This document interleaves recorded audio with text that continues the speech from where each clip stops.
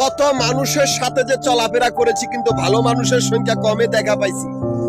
মানুষের কথা মানুষে বুঝে, কুকুর কোন সময় মানুষের কথার অর্থ বুঝে না। যেহেতু কুকুর কুত্তার বাচ্চা হয়, কুকুর যদি মানুষের বাচ্চা হতো মানুষের কথাই বুঝতো। আমার কথা আমি কই, আমার কোনো ধর্ম নাই। বর্তমান যুগটাই কুকুরদের যুগত। কুকুর যেহেতু প্রতারক হয়, প্রভুভক্ত কুকুর অবাধ্য ঠিকই হইতে পারে, অবাধ্য হইলেই মুগুরের বাড়ি। মানুষটা কই? আমার কোনো ধর্ম নাই। আমাদের ব্যবসায়িক ব্যাংকগুলোর ভিতরে কতগুলি কুকুরের ছানা ঢুকেছে, যারা আমাদের ব্যবসায়িক ব্যাংকগুলোর বাড়িঘরগুলোর ভিতরে নিজেদের সন্ত্রাসীর আস্তানা করেছে।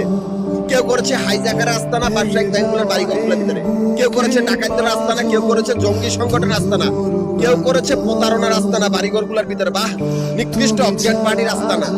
সেই কুকুরগুলাই আমাদের ব্যবসায়িক ব্যাংকগুলোর ভিতরে অবৈধ বাড়িঘরগুলোর ভিতরে বসত করতেছে। যে কুকুরগুলা নিকৃষ্ট ছোট লোক, যে কুকুরগুলা নিজেদেরকে মনে করে যে শিয়ানা মাল, নিজেরাই মনে করে যে নিজেরাই চালাক, অথচ সেই কুকুরগুলারে গলায় ধরি, অতি চালাকের গলায় ধরি।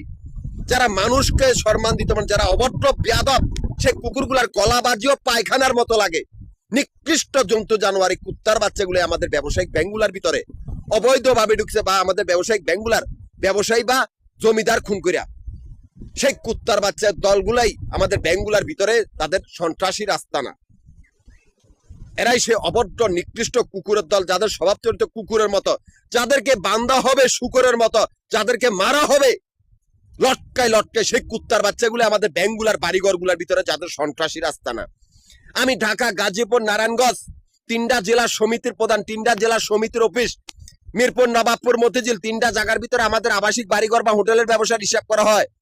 এখান থেকে আমার অ্যাকাউন্ট চলতেছে, অথচ সেই মাফিয়া কুত্তার দল এরাই আমাদের ব্যবসায়িক ক্যাশ কাউন্টার গুলোর সামনে আস্তানা গেড়েছে, যারা ব্যাংকের ভিতরে কোনো অস্তিত্ব আর কর্তৃত্ব নাই। সে ব্যাংকের বাইরেই আস্তানা গেড়েছে আমাদের ব্যবসা প্রতিষ্ঠান দখল করার জন্য। আমারই সমিতির সদস্যগুলার খুন করে, আমারই কাগজপত্রগুলা চুরি করে ওরা আমাদের ব্যাংকের বাইরের ব্যবসা প্রতিষ্ঠানগুলোর সামনে আস্তানা করেছে। যারা ব্যাংকের ভিতরে আর আমরা ব্যাংকের বাইরে, সে মাফিয়া কুত্তার দলগুলার অস্তিত্ব আমি রাখি নাই। আমি সে জায়গায় আমানত দিয়েছি, ব্যাংকে দিয়েছি অল উপজাতি ডিফেন্স, আর ব্যাংকের বাইরে দিয়েছি অল বাংলাদেশের জনগণ। এবার তোরা কই পালাবি? একটাই বেইমানি করবো, তা তোদেরকে আরেকটাই ধরবো, সেই ব্যবস্থাই করেছি। মাফিয়া গ্রুপ, হয় তোরা নিজেরা মর, নয় তোদেরকে মেরে ফেলা হবে। তোরা ছোট লোকের জাত বা আত্মারা গাত্তারা।